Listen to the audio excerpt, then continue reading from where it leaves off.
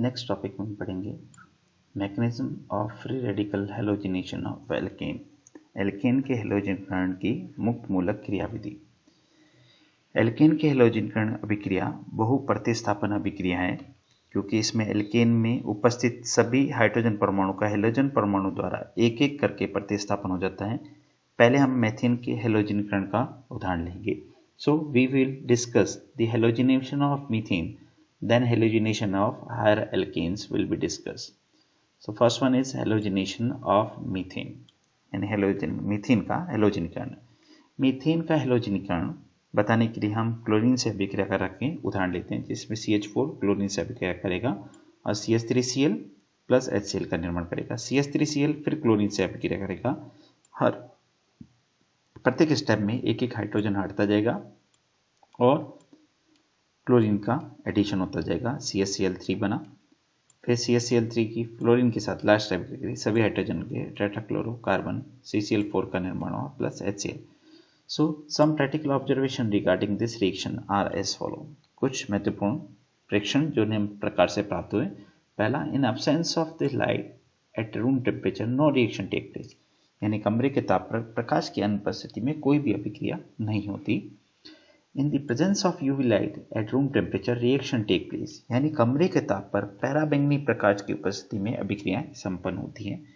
In dark reaction at 573 Kelvin temperature reactions easily take place, यानी अंधेरी में 573 kelvin से ऊपर ताप पर अभिक्रिया आसानी से संपन्न होती है। Fourth one, high yield of chlorinated product is obtained by very few photons in light-induced reaction. On the basis of the following observation, the reaction can be shown as follows. यानी प्रकाश द्वारा प्रेरित अभिक्रियाओं में बहुत ही कम फोटोन से अपेक्षाकृत बहुत कम अधिक मात्रा में क्लोरीनगत उत्पाद प्राप्त होते हैं, जो कि हमें निम्न प्रकार से प्राप्त होंगे। क्लोरीन की अभिक्रिया की लाइट की प्रेजेंस में Cl2 बना, फिर क्लोरीन मीथेन के साथ अभिक्रिया करेगा, CH3 मुक्त मूलक का निर्माण हुआ, CH3 क्लोरीन से अभिक्रिया करके CH3Cl का निर्माण करता है। तो इस तरह की कुछ अभिक्रियाएं हैं जो इस तरह से बनती जाएंगी। Chlorine molecule in the presence of heat and light breakups into chlorine free radicals, यानी क्लोरीन अणु ऊष्मा अथवा प्रकाश के द्वारा दो क्लोरीन परमाणु में टूट जाता है।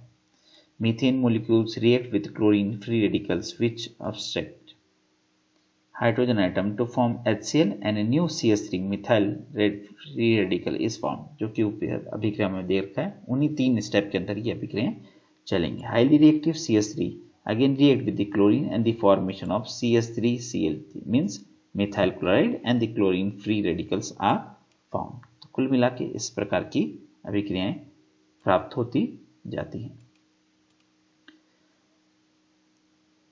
चैन इनिशिएशन में CH2 का दो मुक्त मूलक बने, चैन प्रोपगेशन में फ्री रेडिकल CH3 बना जो CH3Cl का निर्माण करेगा, चैन टर्मिनेशन में दो क्लोरीन जोड़ के Cl2 बनाएंगे, दो मिथाइल रेडिकल बनेंगे, इथेन का फॉर्मेशन करेंगे और एक मिथाइल और एक क्लोरीन जोड़ के CH3Cl का निर्माण करेंगे। Next is rate of reactions यानी कोलोजन थ्योरी, यानी अभिक्रिया दर संगठन सिद्धांत। किसी भी अभिक्रिया की वेग के अणुओं का संगठन सिद्धांत द्वारा समझाया जा सकता है।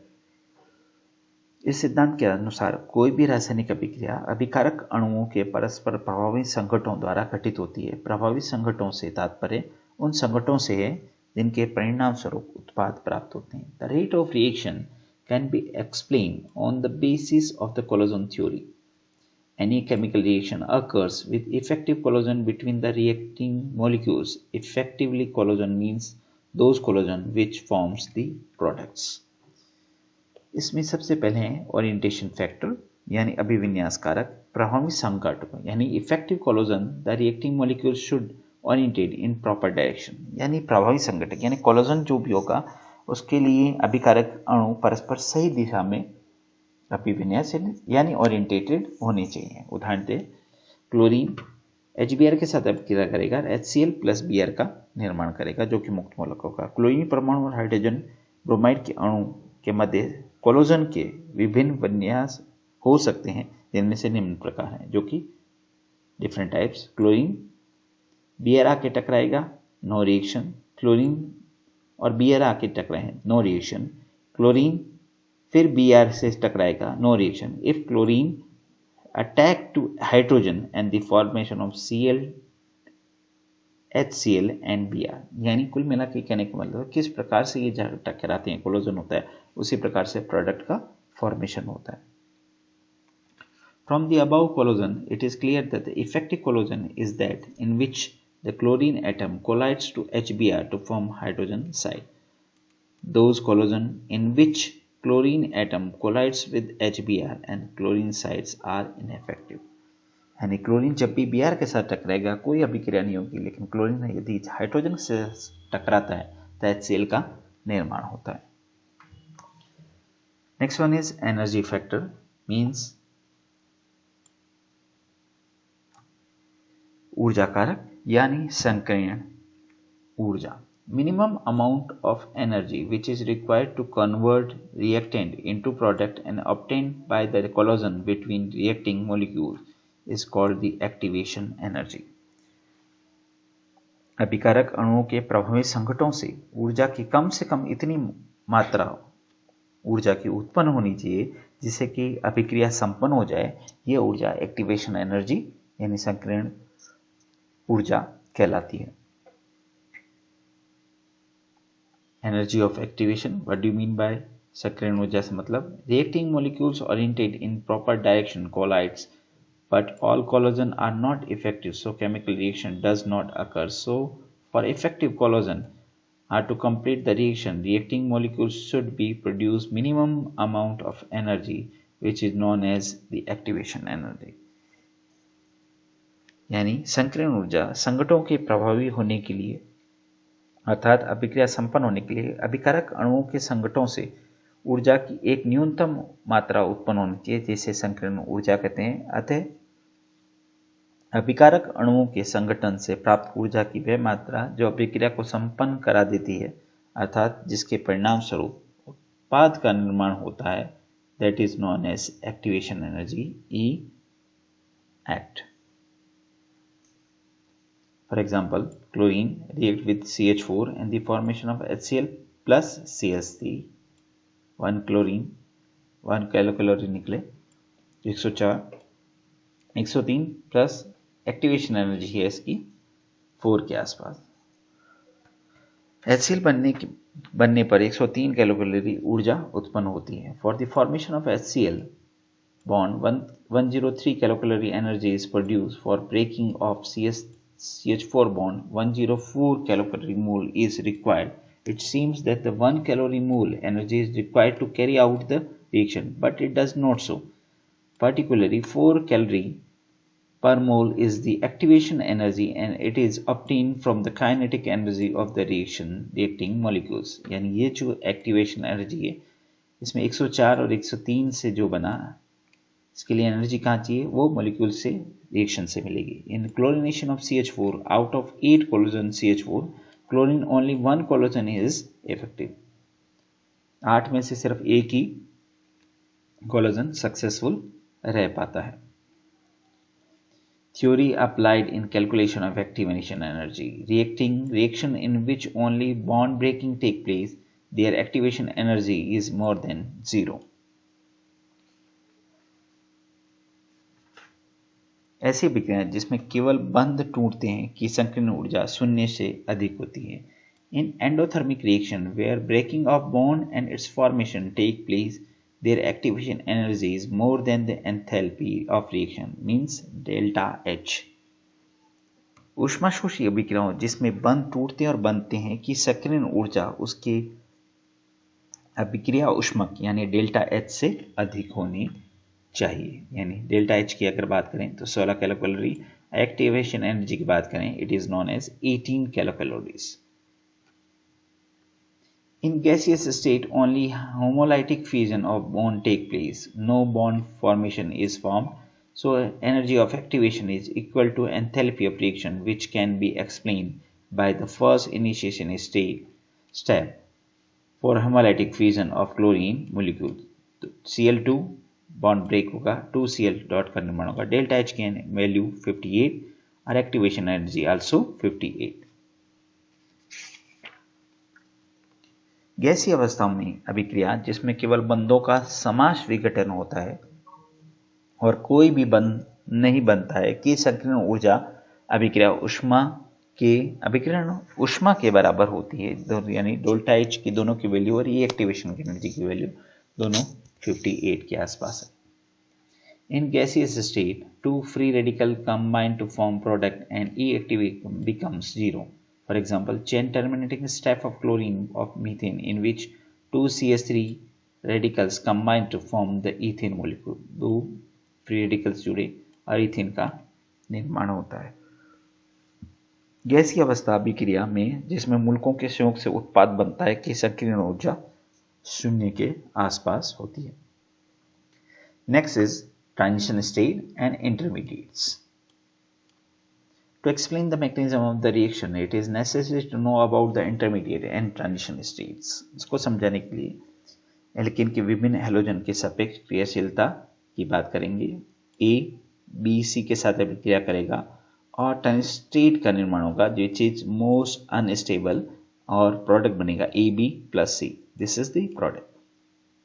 Transition state of hydrogen atom from methane by halogen atoms, it shows the below. CH4 की X के साथ अभिक्रिया होगी, ट्रांजिशन स्टेट बनेगा जिसमें H जो है X के साथ ऐड होगा और फ्री रेडिकल फॉर्मेशन होगा और HX बनेगा। तो रिएक्टेंट ट्रांजिशन स्टेट बनेगी और प्रोडक्ट का फॉर्मेशन होगा। ये इसकी एक्टिवेशन एनर्जी की वैल्यू होगी। ई एक्टिवेशन एनर्जी की बात करें, transition state 1, transition state 2, E act 1 and E act 2 दो चीजें आपके सामने आएंगी। ट्रांजिशन स्टेट 1 आएगा और ट्रांजिशन स्टेट 2 की कंडीशंस इसके सामने आ जाएगी। तो डिफरेंट टाइप के रिएक्शंस में अलग अलग टाइप के बनेंगे रिएक्टेंट और प्रोडक्ट की अगर बात करें तो relatively reactivity of different halogens with alkanes. Reactivity की अगर बात करें, कुछ एल्केन का हेलोजन के साथ अभिक्रिया की रिएक्टिविटी की बात करें तो अलग अलग होंगी। The rate of reaction of different halogen towards alkane is in the following step.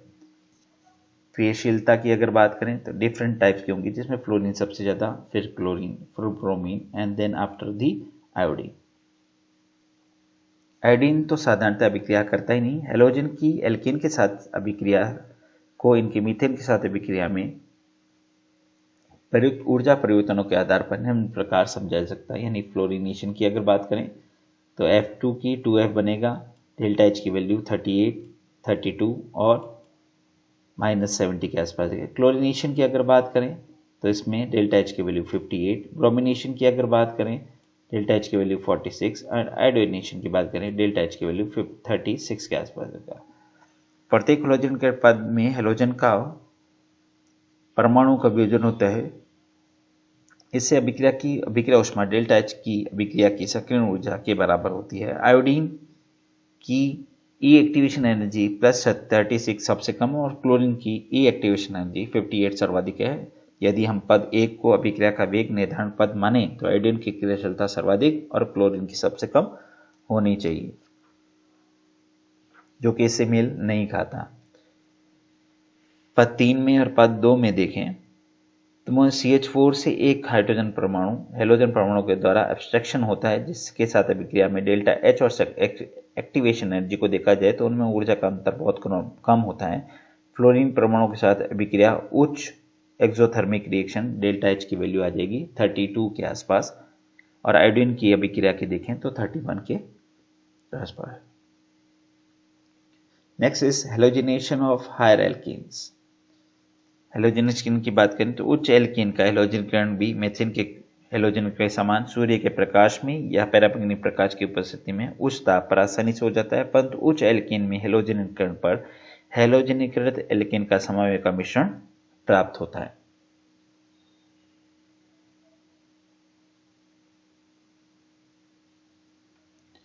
Stability of free radicals अगर इसकी बात करें तो CH4 की की बात करें तो CH3 प्लस H बनेगा। CH3CH2 यानी C2H6 की बात करें तो CH3CH2 रेडिकल 1 डिग्री रेडिकल बनेगा और H का निर्माण होगा। यहाँ डेल्टा H की वैल्यू 104, यहाँ पे डेल्टा H की वैल्यू 98 के आसपास आएगी। फिर ब्यूटेन की बात करें 1 डिग्री रेडिकल 98 के आसपास बनता जाएगा।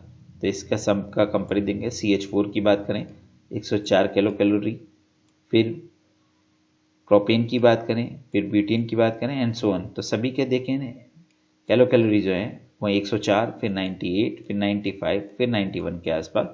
तो relativity stability of free radicals are decreases from higher alkanes, यानी एल्केन के विभिन्न प्रमुखांक के हाइड्रोजन परमाणु के क्रियाशीलता का क्रम tertiary, then secondary, then primary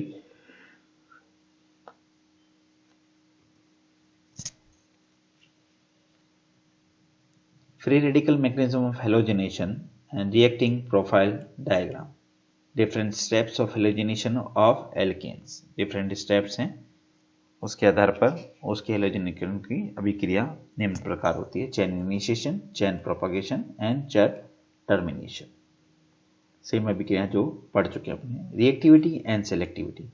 consider the reaction of chlorine and bromine with isobutane. इसकी बात करें, क्लोरीन की ब्रोमीन के साथ अभिक्रिया के बारे में बात करेंगे तो आइसोब्यूटेन की क्लोरीन ब्रोमीन के साथ अभिक्रिया पर निम्न विचार किए जाए तो इस प्रकार से होगा, जिसमें isobutyl chloride 64%, tertiary butyl chloride 36%, isobutyl bromide 1% और tertiary butyl bromide is 99%। Bromination of propane की अगर बात करेंगे तो सेम रिएक्शंस होंगे और इस प्रकार के रिजल्ट्स हमें प्राप्त होंगे। Thank you very much.